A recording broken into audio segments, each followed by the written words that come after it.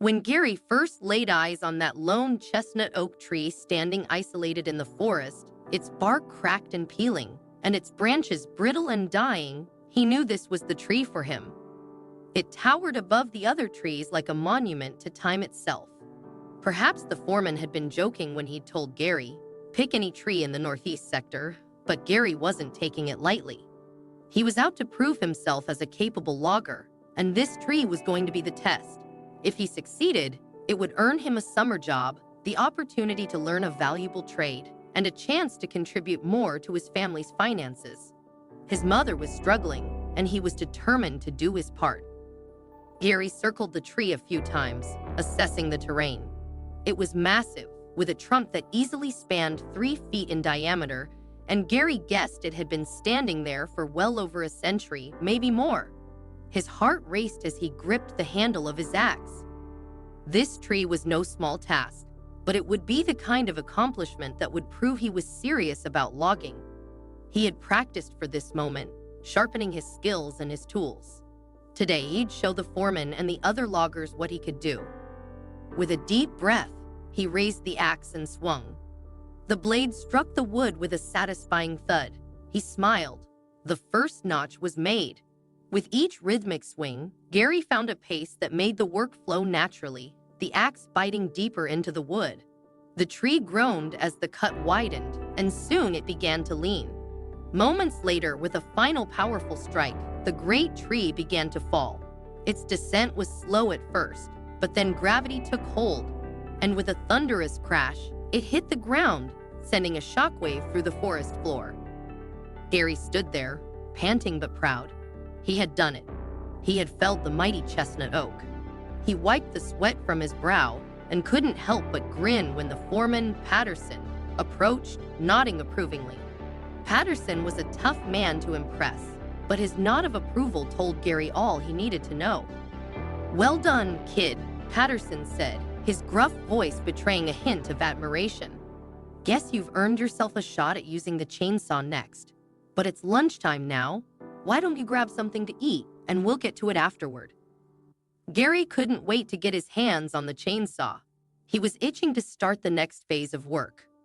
As he began trimming off some of the branches from the felled tree, something caught his eye. Near the top of the trunk, there was a hollow, a dark cavity large enough to stick his head into. Curious, and still buzzing with the adrenaline of the day's accomplishment, Gary peered inside. "Hello? Anyone home?" He called out, his voice echoing weirdly inside the hollow space. He was about to pull his head out and move on when he noticed something. 2 glowing eyes, staring back at him from the darkness. Startled, Gary jumped back, heart pounding in his chest. What on earth was that? His mind raced. The eyes had seemed too large to belong to a squirrel or bird. It was enough to give him the creeps, even in the bright afternoon light. He found himself instinctively backing away from the tree, trying to make sense of what he had just seen. His thoughts turned immediately to Alf Stone, the old logger who had trained him. Alf was full of stories about strange occurrences in the woods, some of them so fantastical that Gary had always taken them with a grain of salt. But now, standing in front of that hollow tree, he began to wonder if there was more truth to those stories than he had previously believed. Alf had been a mentor to Gary ever since he started hanging around the logging yard as a kid. At first, the older loggers had dismissed Gary as a nuisance, but he had earned their respect over time by offering to help out wherever he could. He'd fetched tools, cleaned up debris, and done whatever menial tasks were needed. When he turned 12, the foreman had surprised him by giving him his own set of safety gear, and that's when Alf had taken him under his wing. Alf had taught him everything: how to sharpen an axe, the art of felling a tree, the dangers of a misjudged cut. Alf had been logging longer than Gary had been alive, and Gary owed much of his own skills to the old man's patient instruction. So when Gary found himself spooked by the eyes in the hollow tree, there was no one he trusted more than Alf to help him figure it out. Without wasting any more time, Gary took off running towards Alf's house, a small cabin on the outskirts of the logging camp. By the time he reached the door, he was breathless. Alf answered after a few knocks, his weathered face etched with concern. "Gary? What's got you in such a hurry?" Alf asked, pulling the door open wider to let him in.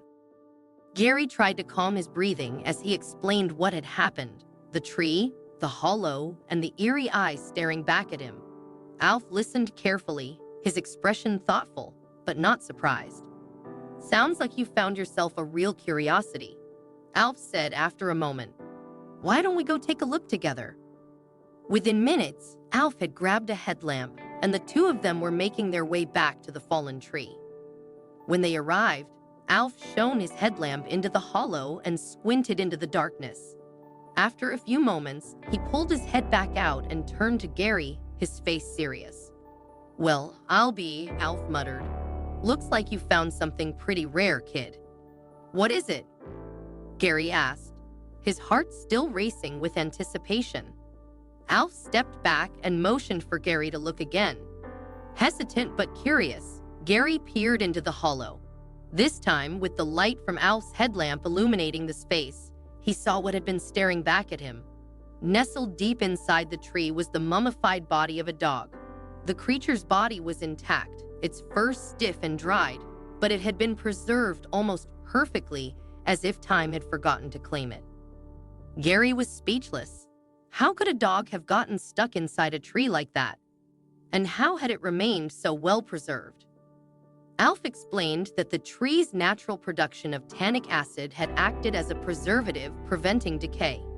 The hollow had likely been too narrow for the dog to escape, and it had died there, its body left untouched by scavengers or the elements. It was a sad but fascinating discovery. When the other loggers returned from lunch and heard about Gary's find, they crowded around the tree to see for themselves. The foreman, Patterson, shook his head in amazement. "This is one for the books," he muttered. "I think we need to get in touch with that doctor who was out here last year. She'll want to see this." The doctor he was referring to was Dr. Wendy Breams, an arborist who had conducted a study on tree preservation in the area. She arrived later that afternoon, and after examining the tree and the mummified dog, she was just as impressed as the loggers had been. She took samples and documented the discovery, explaining to Gary how rare it was to find a specimen like this. The dog had likely been trapped in the tree for decades, maybe even a century, its body perfectly preserved by the unique conditions inside the hollow. The loggers decided that the tree was too important to be used for timber. After some discussion, it was transported to the Southern Forest World Tree Museum in Georgia, where it became a centerpiece exhibit. The museum even held a contest to name the dog, and the winning name was Stucky. Gary's discovery made headlines in the local papers, and soon after, he secured a permanent job at the logging camp. But his experience with the chestnut oak and Stucky the dog had ignited a deeper interest in forestry. Dr. Breams, impressed with Gary's work ethic and curiosity, wrote him a letter of recommendation, and he used the money he earned from logging to go to college, eventually earning a degree in forestry. Years later, after Gary had moved to the city to pursue his career, another figure emerged in the story of Stucky. Zeke Thomas, an 82-year-old man living in a retirement home, had always loved going on day trips organized by his residents.